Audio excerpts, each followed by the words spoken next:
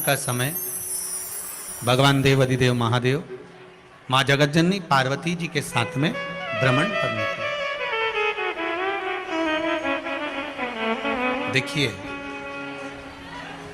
अगर प्रदोष का व्रत नहीं कर सकते, प्रदोष के दिन आप व्रत नहीं कर सकते, मान लो आपसे भूखा नहीं रहा जाए, प्रदोष का व्रत नहीं कर सकते, प्रदोष के दिन आप भूखे नहीं रह सकते, मंदिर भी नहीं जा सकते, दिया भी नहीं लगा सकते,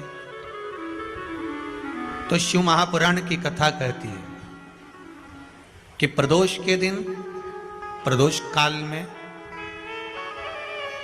अपने ही दरवाजे के पास में देवाधिदेव महादेव का स्मरण कर लक्ष्मी की वृद्धि के लिए, कार्य सिद्धि के लिए, संपदा को प्राप्त करने के लिए आप अपने ही दरवाजे के पास में एक दीप लगा सकते हो। कौन से दिन? प्रदोष के। एक बात और अच्छे से समझ लीजिए, जो बच्चे चिड़चिड़े होते हैं, चाहे घर में बेटे हों, बहुएं हों, सास हो, ससुर हो, परिवार में छोटे छोटे बच्चे हों, चिड़चिड़ प्रवृत्ति करते हों या चिड़चिड़ा स्वभाव हो, जरा जरा सी बात में क्रोध आ जाता हो, बोलने का भान नहीं रह पाता हो, शब्दों के बाण चलते हों, तो महाराज प्रदोष के दिन, प्रदोष काल में बेलपत्री के पेड़ के नीचे एक, जो पत्ता आपके पास में हो, पान का मिल जाए तो पान का, पीपल का मिल जाए तो पीपल का, बेलपत्र का मिल जाए तो बेलपत्र का, उस पत्ते पर मात्र थोड़ा सा शहद और 7 दाने चावल के रखकर घी का दिया लगा दो महाराज, और थोड़ा सा जल हाथ की अंजलि में लेकर भगवान देवाधिदेव महादेव का स्मरण कर कर कि इस बेलपत्री के वृक्ष के नीचे माता लक्ष्मी, पार्वती, सरस्वती विराजमान है। इसी बेलपत्री के पेड़ के नीचे मेरे देवाधिदेव महादेव का 12 ज्योतिर्लिंग का स्वरूप प्रकट है। उनका स्मरण कर कर जल चढ़ा दीजिए और उसका स्मरण कर लो जो चिड़चिड़ प्रवृत्ति करता हो, क्रोध करता हो, जिसको बोलने का भान नहीं होता हो, सम्मान नहीं देता हो, अपशब्द कहते हो, उनका स्मरण कर कर आप छोड़ेंगे। एकदम एक प्रदोष करेंगे, दूसरे प्रदोष तक तो आपको कोई दिक्कत ही नहीं। 2-3 प्रदोष कर कर देखिए, बाबा कृपा करें। बच्चों को पढ़ने का कह रहे हो, पढ़ने बैठो, पढ़ने बैठो, पढ़ने बैठो, पढ़ने बैठो, तो एक आध प्रयास बच्चों के लिए भी कर लिया करो कि भाई ठीक है। जैसे बैकुंठ चतुर्दशी वाला उपाय हमारे YouTube पर भी डला हुआ है, आप उसको निकाल कर सुनना। बैकुंठ चतुर्दशी के दिन प्रयास करना, बच्चे लोग विद्या में प्रबल होंगे।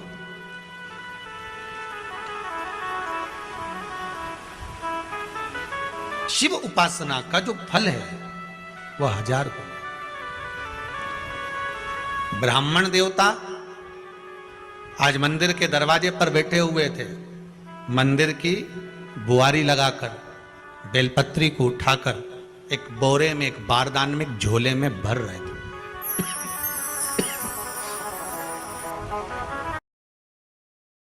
ये तो कमाल का पत्ता खोला है बाबा जी ने। बहुत बड़ा और काइया किस्म का आदमी है ये बाबा। संतुलन खराब करते रहोगे मेरे स्वर्गलोक का, और वो मैं होने नहीं दूंगा। जप नाम, जप नाम, जप नाम। बाबा जी, गोलियां चलेंगी तो लाशें भी गिरेंगी। दुनिया का कोई भी कानून हम पर लागू नहीं होता। देखिए एक बदनाम आश्रम 3 part 2 only on Amazon MX player, बिल्कुल फ्री। एक बारदान में, एक बोरे में, एक झोले में भर रहे हैं। पहले भी कथा में काज, फिर कहते हैं, शिव मंदिर में जल बाद में चढ़ाना, शंकर के मंदिर में जाकर पंचामृत स्नान बाद में कराना, शंकर जी के मंदिर में जाकर पूजन बाद में करना। पहले थाली एक और रखकर शिव मंदिर में झाड़ू, पोछा या जो बेलपत्री, निर्माल्य जो भी रखा हो, उतरा हुआ सामान, उसको भरकर कहीं एक और जहां मंदिर वाले रखते हो वहां ले जाकर रख दो। झाड़ू पोछा एक बार जरूर। इस ब्राह्मण के चरित्र को सुनिए जो शिव महापुराण में वर्णन किया गया। कार्तिक महत्तम की कथा कर रही है। कार्तिक मास में पड़ने वाले प्रदोष के दिन महाराज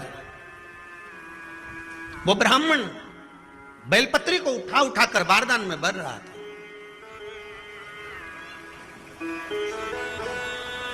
पूजन करने से पहले सबसे पहले सफाई का ध्यान रखो। और एक विश्वास रखना, आप मंदिर की सफाई नहीं कर रहे हो, फिर निवेदन करूंगा आपको। आप मंदिर की झाड़ू नहीं लगा रहे हो, आप मंदिर की सफाई नहीं कर रहे हो, आप मंदिर में पोछा नहीं लगा रहे हो।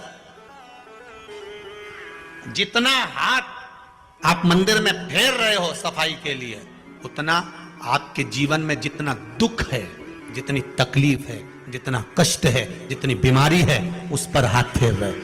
मंदिर में नहीं फेर रहे हो। नहीं तो सारी दुनिया में जितने मंदिर हैं, सारे मंदिरों में ट्रस्टियों ने कुछ ना कुछ लगा कर रखा है। स्वीपर आता है, साफ करके जाता है, ये आएगा सफाई कर जाएगा। पंडित जी होंगे तो बुआरी लगा देंगे, पंडित जी होंगे सफाई कर देंगे। उन्होंने तो पंडित जी को बोल के रखा है कि साफ कर दो, पंडित जी करते भी हैं। पर पहला फर्ज आपका है कि आप मंदिर में आए हो तो पहले आप सफाई करो। क्यों? क्योंकि हम उसका द्वार साफ रखें। आज के समय में तो एक नियम हो गया साहब कि मंदिर में जाते हो तो मंदिर के दरवाजे पर चप्पल उतार के जाते हो। नहीं तो शास्त्र रीति तो ये कहती है कि मंदिर में भगवान सामने बैठा है तो उसके सामने चप्पल भी नहीं उतारना चाहिए। तो कई लोग कहते हैं मंदिर के अंदर थोड़ी ना उतार, हम तो जीने से भी बाहर, एकदम गेट के बाहर वहां उतार, पर सामने तो है ना, सम्मुख में तो है। तुम्हारे यहां अगर 4 लोग दिवाली मिलने आते हैं ना, तो तुमने चप्पल रखने का भी स्टैंड बनाकर रखा है। साइड में उतारिए, दहली पर मत उतार देना, थोड़ा साइड में उतारो। सामने से सब आते जाते रहते हैं, सामने उतारो। सम्मुख में क्यों उतार रहे हो?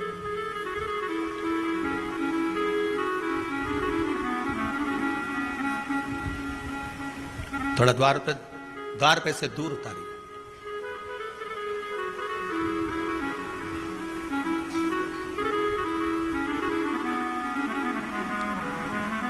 अभी तो कुबेरेश्वर धाम में काम चल रहा है।